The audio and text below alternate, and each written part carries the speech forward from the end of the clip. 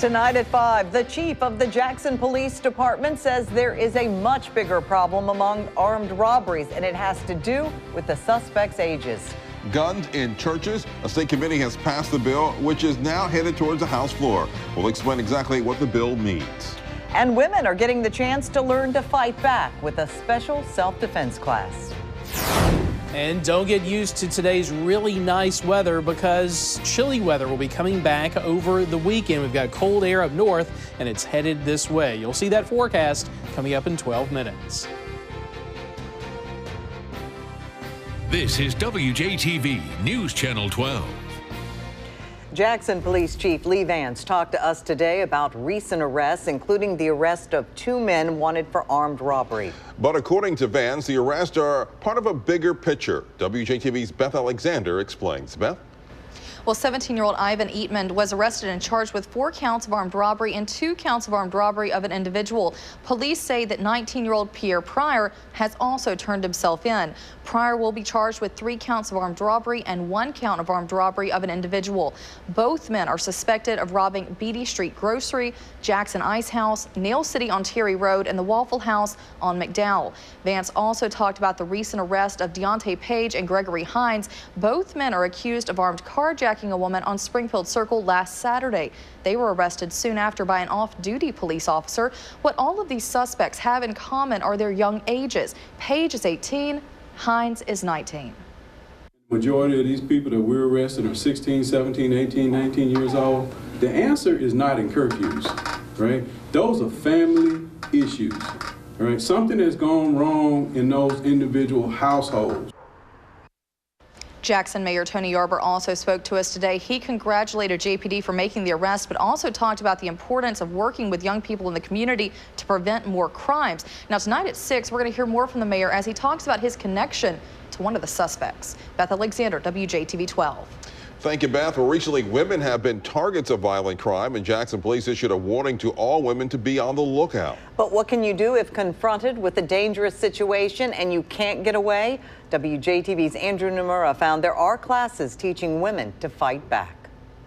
At the Compound Fitness Studio on State Street, the coaches of Boxers Rebellion are giving the power back to women. A lot of these women feel powerless. What you're looking at is some self-defense techniques women can use to protect themselves. The recent violent attacks that Jackson has seen lately is the main reason why Sandrina Somerville started taking classes. She leaves work at 3 and 4 in the morning. As I'm going home, it's really dark outside, and first thought that come to my mind is somebody attacking me. We teach every situation, whether it's somebody trying to attack you while you're putting groceries in your car, somebody trying to attack you while you're going in your house, somebody, tying you up and throwing you in the back of the trunk. It happens. The first technique is getting out of what's called a rape choke. The predator has his hands around the victim's neck. What I do now is move to her side, the side of her hip, her legs over his face, and she's going to do it all. Next is the rear naked choke. She respects the choke, 2 hands on 1. She steps out. Still, everything is the same, and she's going to trip as she falls back instead of lift. And the choke is still broken. Finally, escaping an abduction if your hands are duct taped together. Put your hands above your head, okay? And then you're going to allow your elbows to go past your rib cage. Hopefully, these techniques will leave a potential attacker thinking twice. Andrew Nomura, WJTV 12. Thank you, Andrew. Coaches always advise, though, to run first before using these techniques.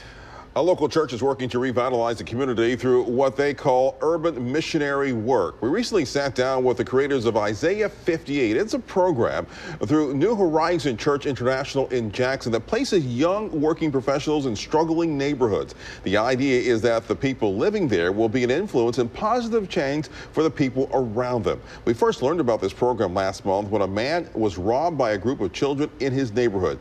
He told us that he would not be moving because he was sent there for a reason. Now, we talked with the program creators who say that there are a lot more people like him who want to help. We have a long list of folks that want to get involved, and we have some good people that I think that would be great assets for the community. But our problem right now was really financials, having the financial stability to be able to either purchase the homes ourselves or folks donating houses. Well, the members of the church take old or abandoned homes and revitalize them before moving participants in. Learn more about this program and how you can get involved in the special report tonight on WJTV 12 at 10. The Jackson Fire Department are on the scene of a house fire on South Denver Street. We're told that the home is abandoned and no one is inside at the time of this fire. Fire crews have now put the fire out, but they're working to determine just what the cause is. A bill to give churches the option to arm members or provide security gets the green light after being passed by a committee. It will now head to the House floor. This bill was proposed by District 77 Representative Andy Gibson. It's set to allow churches to arm some members or hire armed security. It would also give churches the same protection as homeowners under the Castle Doctrine. The bill was proposed after the deadly shootings of 9 people at a church in Charleston, South Carolina. The bill should be presented in the House next week. A lot of churches right now are already implementing security programs. It's just that they don't have any legal guidelines about what that program provides and the protections that will be given under the Castle Doctrine. So I think it's going to answer a lot of unanswered questions right now.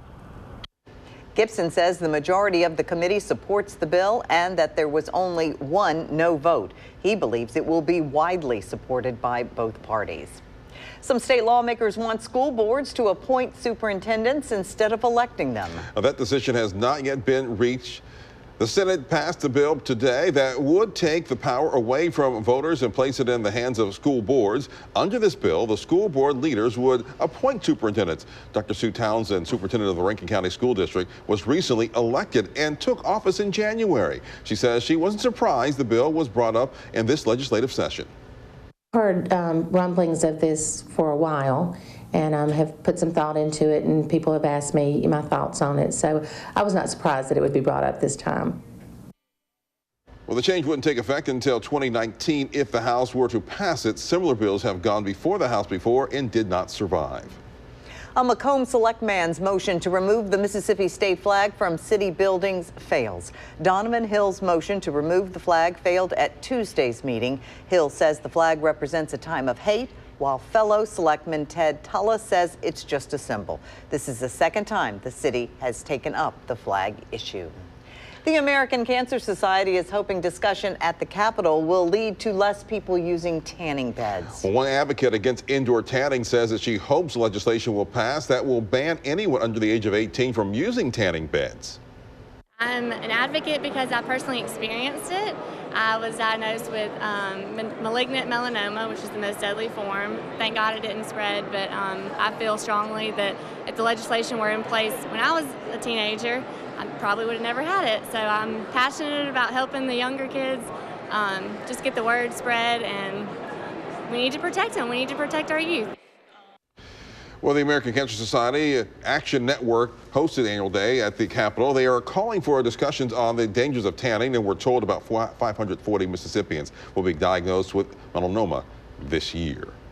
You might have heard Ride to Harlem, Hollywood, Jackson, Mississippi, the famous line in the Bruno Mars hit Uptown Funk. Well, today we caught up with the local woman behind that line who just happens to be nominated for a Grammy. Keon Starr explains the joke behind the catchy phrase. He thought it was kind of hilarious as far as the way that, it was put out, the way that we talked, that Mississippi twang, and it was like, oh, where you from? And I'm like, oh, I'm from Jackson, Mississippi. Anytime you get to say Jackson, Mississippi in a song, you have to say it, and you have to say it just like that. I mean, what else rhymes with Skippy? Starr was discovered on the campus of Jackson State University by producers looking for soulful singers. She's been nominated for Best Pop Vocal Album for the 58th Grammy Awards. You can also catch the Grammys right here on WJTV 12 Monday at 7. Well, tonight begins the biggest national rodeo east of the Mississippi River, and we still have tickets to give away. We've been giving away tickets all week long, and tomorrow you still have a chance to win. In the 6 a.m. show, you will hear your chance to call in. So tune in on WJTV 12 tomorrow morning. A Jackson public school teacher thought that she was being observed by another school. Instead, she got a surprise visit from the superintendent.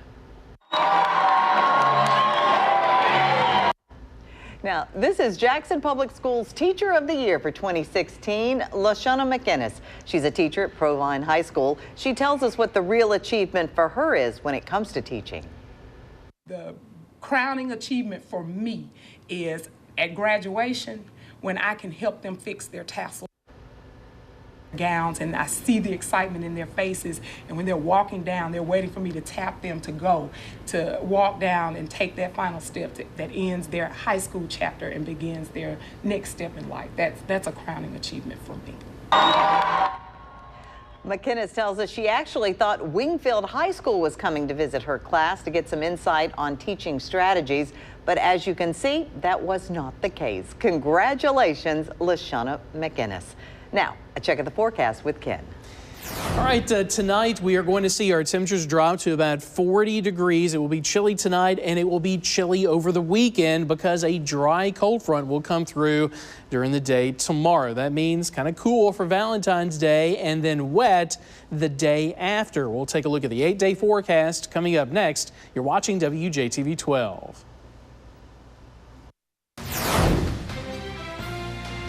Well, Monday, Tuesday, and Wednesday of this week, high temperatures in Jackson were in the 50s. But look at where we were today. Everybody along in south of Interstate 20 above 70 degrees. In fact, look at Hattiesburg, 77. Vicksburg also at 77 degrees. The normal high for today's date is 60. So even areas up to the north of us in the 60s were above average today. But there's a big but here. Don't get used to it because we've got cold weather coming our way for the weekend. For now, though, high pressure down in the Gulf of Mexico is giving us a southerly breeze. That explains the big turnaround in the temperatures in just one day. But a cold front will be coming in for tomorrow. That's going to bring the cooler weather back for Saturday and Sunday. Here's a look at Live IMAX 12. Of course, no rain out there because of the lack of clouds. It is a nice 73 degrees. It's dry out there. The relative humidity is only 29%. And right now we've got a light northwest breeze at about 3 miles per hour. Temperatures tonight, very mild if you're going to be headed out this evening. Fair skies dropping to the 60s into the 50s. About 40 degrees by tomorrow morning with mostly sunny skies. So morning lows will be well above freezing. 30s to the north of us, holding on to 50s down to our south. We'll be in the 40s right along the I-20 corridor. And then for tomorrow, actually a pretty big difference from north to south. 60 only in Belzona. We're still going to be in the mid-70s in Tylertown. The reason for this is during the day, that cold front's going to be coming in from north to south. Now, it's going to be a dry front. Remember how dry the area is over Mississippi with that low humidity? So the front doesn't have any moisture to work with. That's why, other than a couple of clouds, we're not expecting anything out of it except a shift in our winds and a drop in the temperature. So this is our weather maker for now, this high pressure in the Gulf of Mexico. But look at our front forming tomorrow and then moving south of the city of Jackson once we get into the afternoon. And then that cold air continues to come right down in from the north as we go through the weekend. So temperatures will be trending downward for Saturday into Sunday morning. So your forecast for tonight, just chilly out there, not bad at all. We'll see fair skies with a light south breeze. Then for tomorrow, still mostly sunny, even with the front coming through. Temperatures will be in the mid-60s. We were in the mid-70s today. That's going to be a drop of about 10 degrees as our wind shift to the northwest. But the temperatures continue to go down from 64 tomorrow to just 51 for a high on your Saturday, then down to about freezing Sunday morning. Will be a little bit better Sunday afternoon, but clouds will increase, and that's going to lead to that chance of rain on Monday. Now, right now we're expecting mostly just rain, not very many thunderstorms in the mix. We'll keep you posted if that changes. After the rain, we're looking at really good weather next week. Usually we cool down after a rain, but this time we're actually going to warm up. Oh, how nice. Yeah, 60s and 70s for much of next week. Wonderful. Yes. All right, thank you, Ken. Okay. Coming up, 5 people are indicted on several charges for the building explosion in Manhattan that happened almost a year ago. Stay tuned. We're back in 2 minutes. Authorities in Maryland are releasing more details about the shootout at a restaurant that left 2 sheriff deputies dead. Well, the sheriff of Harford County was shaken as he talked about the 2 veteran deputies gunned down. That shooting happened at a Panera Bread restaurant, and authorities say 60-year-old David Evans shot Deputy Patrick Daly in the head after Daly sat at a table and asked him how he was doing. Deputy Mark Loxton was responding to that shooting when he was shot.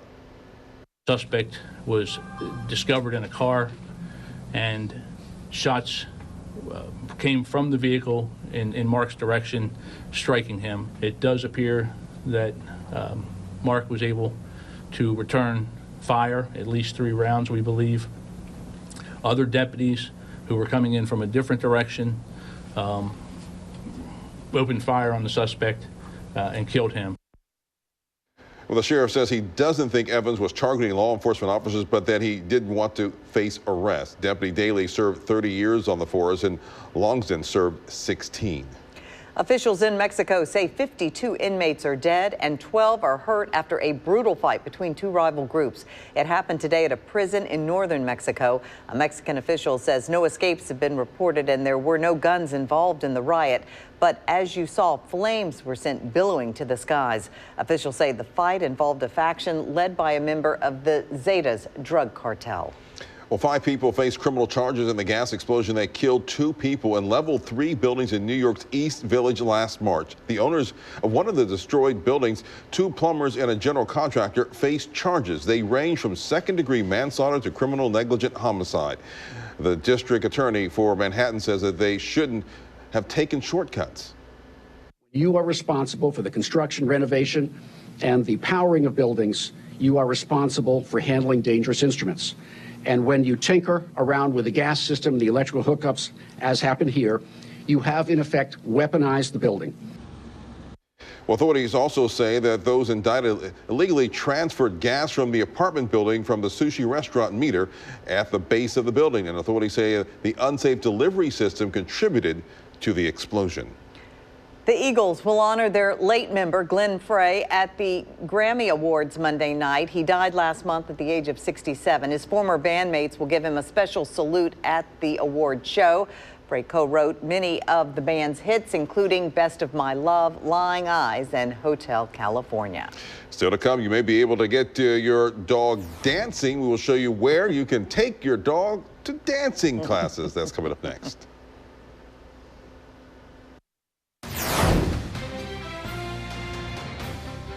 Dogs are man's best friend, and it turns out that they can also make for some pretty good dance partners. Mark Albert met some dogs in Beltsville, Maryland that are working on putting their best paw forward. Circle to the left! In Darlene Croniger's dance class, everyone moves to the music, whether you have 2 legs or 4. Did you ever think when you started as a dance instructor that you would be teaching people to dance with their dogs? Never in a million years. I must be out of my mind, but it is one of the most fun things I have ever done in my life. A good girl. Canine freestyle isn't a walk in the park. Each move takes practice for both handler and their partner. 9-year-old Ruby is a veteran freestyler who does dozens of tricks in every routine. But dogs don't always make for the most predictable partners. If you make a mistake, they will sometimes really let you know about that. They let you know they will let that you you've know. made a They mistake. might bark, or they might, do something, look at you like that. That's not the way we do this. So it's very interesting. This is a legitimate dog sport, and there are championship ribbons. But many here say it isn't just about being creative with your canine. The connection, the bond that you have with your dog, and he's watching you and he wants to please you. It's just wonderful. It's just wonderful. Pam Kelly and her standard poodle Pharaoh have been dancing together for almost 6 years. She has a background in dance, but Croniger says most of her students don't. Regardless of experience, the routines deliver lots of exercise with flair. Mark Albert, CBS News, Beltsville, Maryland. What happens when you step on your dog's paw? You hope that they forgive you, right? There you go. Or they're a small dog. Right. All right. Now let's toss things over to Ken for another check on the forecast. Ken, would you do that with your dog? Yeah, I don't know about that. All right, let's take a look at our forecast as we go through the next couple of days. It's going to be chilly this weekend, then some rain. It's going to be coming in by Monday. You'll see that 8-day forecast once again coming up next. All right, here's a look at our forecast over the next 8 days. Weekend looks pretty good, although temperatures will be cooling down for Saturday and Sunday. Highs in the lower to mid-50s, lows near freezing on your Sunday morning. That's going to lead to a chance of rain on Monday, but just Monday. After that, the rest of next week actually looks pretty good. Lows will be in the 40s, highs in the 60s to 70s, especially at the end of next week. All righty. Thank you very much, Ken, and thank you for watching WJTV 12 today at 5. The CBS Evening News is coming up next. We're back here again in 30 minutes. Until then, make it a good night.